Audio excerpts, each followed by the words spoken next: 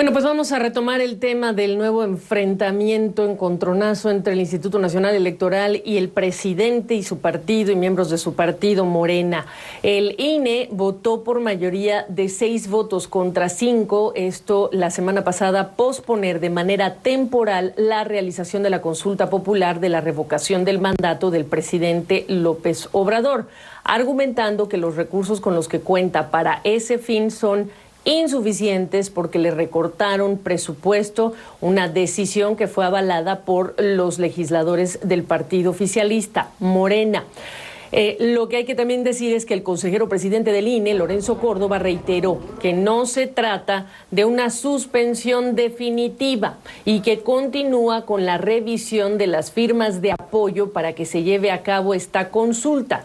Queda aún pendiente, así lo explicó el propio Córdoba, que la Suprema Corte de Justicia revise el recurso de controversia que interpuso el INE justamente por esa falta de recursos asignados para esta consulta. Este lunes el presidente López Obrador lamentó la decisión de los consejeros del INE y aseguró que el tema del presupuesto es secundario y dijo que aún con menos casillas que las planteadas originalmente para instalarse, por cierto, que son más de 161,000, la consulta debe llevarse a cabo para cumplir con el mandato constitucional. Y en el mismo sentido se han pronunciado gobernadores del mismo partido, Morena, a través de un comunicado en el que manifestaron a favor de garantizar los derechos de una democracia participativa. Y desde la oposición, en contraste, líderes políticos como el expresidente del PRI, Partido Revolucionario Institucional, expresaron su apoyo a la decisión del Instituto Nacional Electoral. Vamos a conversar este nuevo desencuentro entre la autoridad y el presidente y su partido, y hemos convocado a María Amparo Casar, presidenta ejecutiva de la Organización Mexicanos contra la Corrupción y la Impunidad. María Amparo, ¿cómo estás? Este es un ejercicio de democracia participativa. El INE no tiene los recursos necesarios y deciden en votación pues aplazar de manera pues hasta que se sepa el fallo de la Corte Suprema. ¿Hay plan con maña aquí por parte de la autoridad electoral, en tu opinión? Sí, en efecto, en mi opinión, y quisiera darte los datos a por qué tengo esta opinión. No es nada más una opinión, sino una opinión fundada en lo que hemos visto desde que en noviembre del 2019 fue aprobada esta reforma constitucional que ha causado tantos dolores de cabeza y sobre todo que pues promete, sea como sea su fin, promete ser terminará mal este ejercicio, ¿sí? Y decir también que esta solución, porque así comenzaste tú, Gaby, diciendo que pues el presidente López Obrador esta mañana, y en efecto le escuché yo, que se podían instalar menos casillas. Yo quisiera recordarle al presidente López Obrador que cuando se instalaron muchas menos casillas en la consulta popular para los expresidentes, él para llevar a juicio a los expresidentes que hubiesen cometido actos de corrupción, las palabras del presidente de la República fue que el INE había boicoteado ese ejercicio por no haber instalado todas las casillas.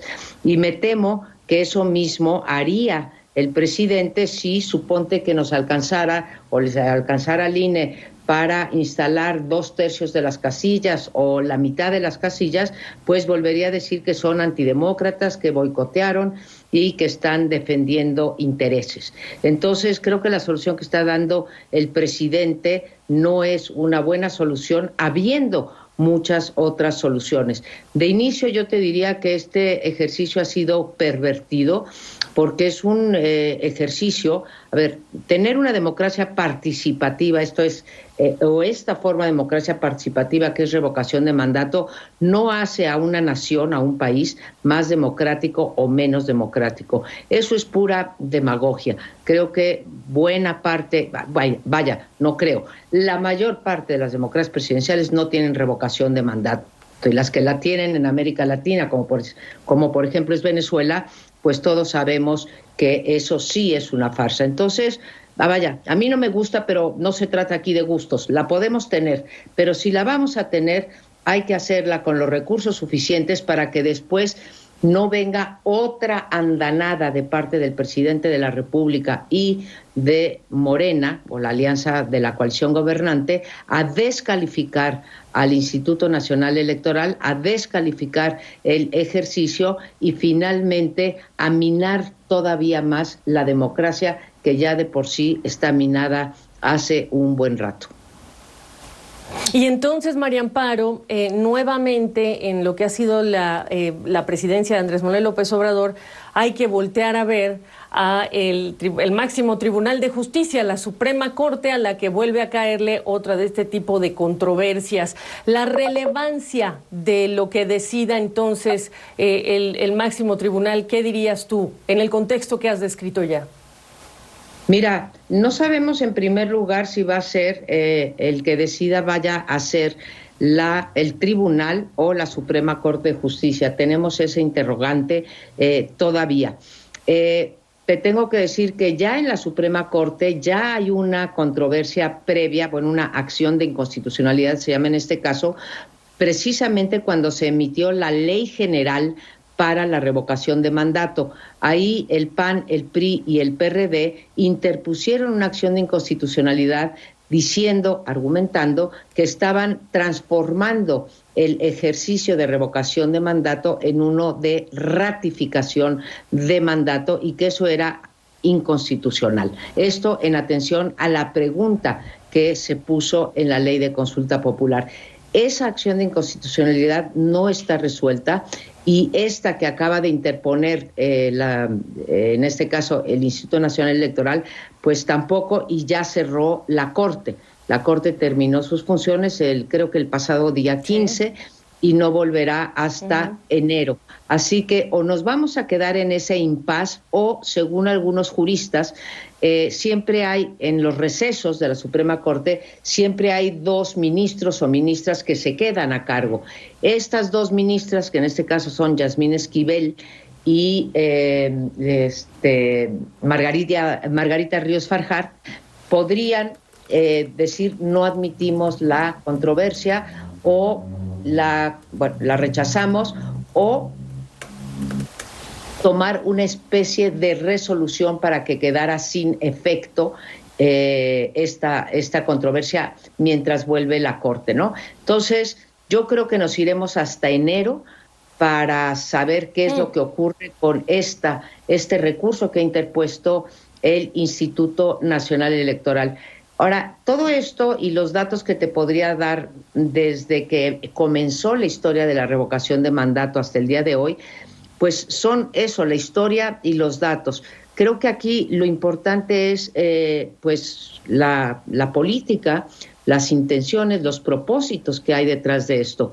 Desde que se aprobó la ley ha habido, como tú sabes y como lo has reportado, una andanada fuerte en contra del Instituto Nacional Electoral. Después de el gran triunfo de Andrés Manuel López Obrador, en donde por supuesto se dijo que fueron elecciones limpias y se contaron los votos, inmediatamente a las 2 semanas pues ya se había convertido esto en un órgano electoral que no comulgaba con la democracia, un órgano muy caro, un órgano muy con los dados muy cargados, etcétera, ¿sí? Y pues esa ha sido la historia de los 3 años. Dime. Exactamente, perdóname María Amparo, es que tengo la oportunidad y hemos tratado de resolverle algunos de los problemas técnicos con poco éxito realmente.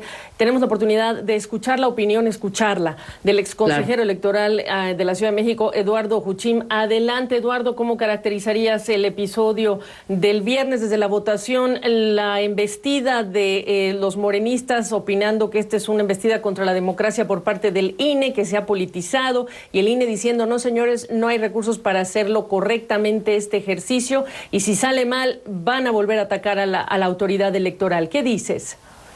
Hay una serie de cosas que decir, Gabriela. Una de ellas es que conviene tener presente que no ha determinado el Instituto Nacional Electoral la suspensión del proceso de revocación del mandato. Ha abierto un paréntesis, un compás de espera, pero no ha, como se cree en algunos círculos, no ha suspendido esto que es una obligación constitucional para él. Esta decisión de suspender no el proceso, pero sí parte de él con una serie de actividades, creo yo que es un despropósito del Instituto Nacional Electoral.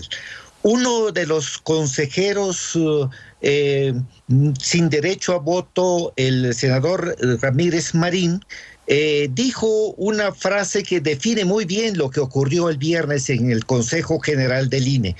Dijo, el INE se ha puesto los guantes antes de tiempo, porque esto que representa un claro desafío al partido en el poder y a la llamada cuarta transformación que desea el proceso de revocación de mandato, es un desafío y de alguna manera también abre una posible confrontación con la Suprema Corte de Justicia a propósito de esta controversia constitucional que mencionaba María Amparo Casar, presentada por el Consejo General del INE. Porque a propósito de esta controversia constitucional, el Tribunal Máximo del país le dice que está hablando de un hecho futuro de incierta realización, porque todavía no se ha convocado a la consulta de revocación de mandato.